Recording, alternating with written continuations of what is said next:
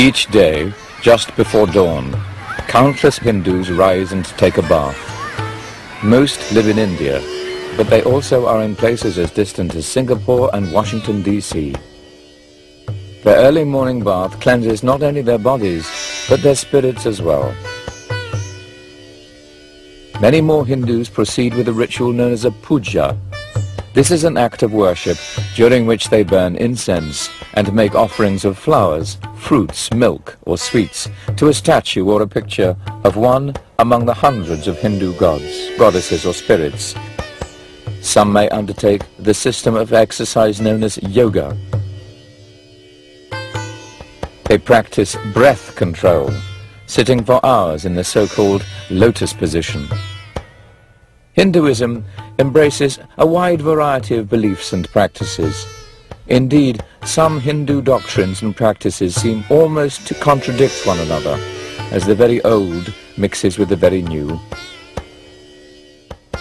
The Sanskrit word Veda most generally means truth or knowledge, and it is related to the English word wit. But the word Veda is most often used specifically to refer to ancient Hindu scriptures. The earliest portions of the Vedic library are organized into 4 separate collections of verse called Samhitas. The Rig Samhita alone contains over 1,000 separate hymns, with more than 10,000 verses divided into 10 books. According to the Hindu belief, inspired sages, known as rishis, heard these verses directly from the gods. Each of these religious poems usually addresses one of the Vedic gods or goddesses or spirits, each of whom represents natural forces such as the sun, the moon, and the wind.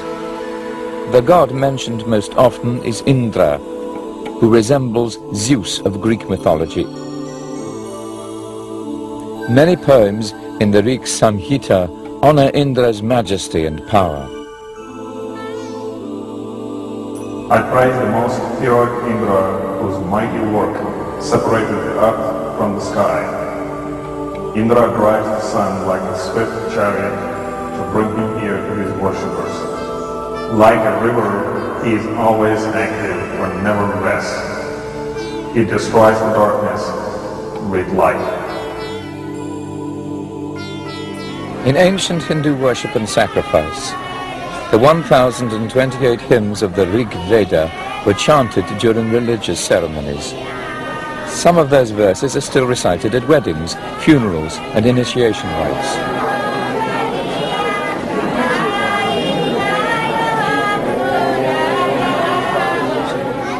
Just the act of reciting them is sacred, and their very sound is holy.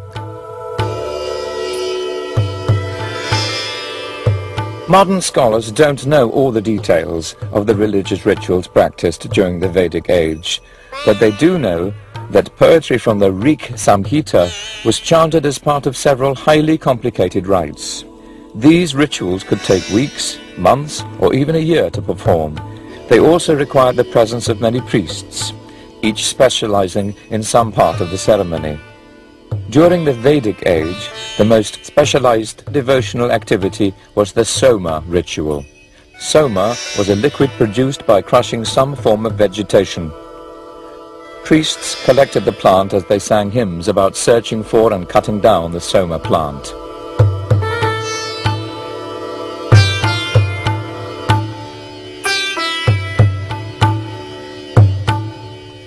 The Brahmanas, which were composed somewhere between the years 1000 and 800 BCE, adopt almost a shrill tone in defending both the importance of rituals and the practice of giving many gifts to the priests who perform them.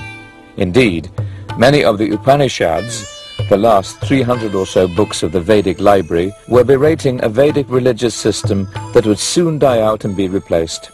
In fact, the earliest Vedic texts never mention the belief and practices that a modern person usually associates with Hinduism.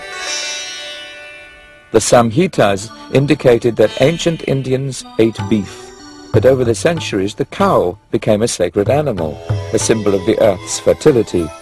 Eating beef became a sin. The first Vedas described an afterlife.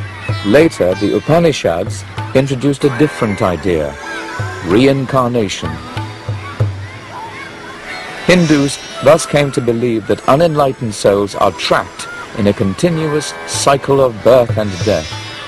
Moksha, freedom from the painful cycle of rebirth and redeath, became the goal of those who focused their efforts on meditation and self-discipline. Vedic beliefs and practices probably were eclipsed by religious revolts against the dominance of priests and their elaborate rituals. The religious traditions of Jainism and Buddhism, which both had begun in the 6th century BCE, would become the most famous of these protest movements. Buddhism and Jainism was in part, at this time period, a reaction against the caste system. The caste system is comprised of 4 levels, which is the Brahmins, which are the priests, the Kshatriyas, which are the warriors, the Vaishyas, which are the laborers, and the Shudras, which are the untouchables. Now, these castes were strict, and you could not pass easily between castes. If you were a woman, you could pass, but through marriage. But if you were a male, you were stuck to your caste. You were born into a caste, and you had to follow the behavior of that caste. Brahmins were in charge of these rituals. And if not Brahmins, then the higher castes were in charge of these rituals. So this ritual obsession created large segments of the population that were alienated, totally alienated from any spirituality, religious belief, because they couldn't really partake in these rituals. They might be able to employ a Brahmin to do these rituals, but they really weren't partaking in the rituals themselves. They were alienated from them. So this is one reason why Buddhism and Jainism developed. It was a reaction against this caste and ritual extremism. Philosophical and ethical doctrines of the Jains and Buddhists changed the character of Hinduism.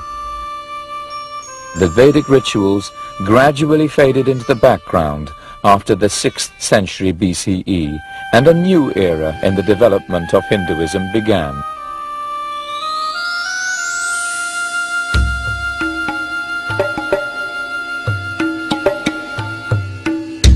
In 326 BCE, the troops of Alexander the Great crossed the Indus River in northwest India.